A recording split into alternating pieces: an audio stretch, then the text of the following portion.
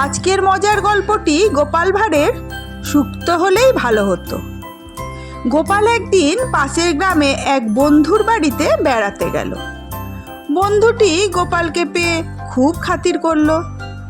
আহারাদির পর দু বন্ধুতে বসে গল্প করতে করতে গোপাল জিজ্ঞাসা করলে, তোমার কটি ছেলে পুলে ভাই? বন্ধুটি বলল, ভগবানের দয়ায় 5টি। বড় ছেলের নাম আলু, মেজো ছেলের নাম কাঁচকলা, সেজো ছেলের নাম করলা, 9 ছেলের নাম বেগুন, ছোটটির নাম হলো রাঙা আলু। এই নামের বাহার শুনে গোপাল বললে, একটু ভুল করলে ভাই। বন্ধুটি আশ্চর্য হলে বললে, কি ভুল হয়েছে ভাই?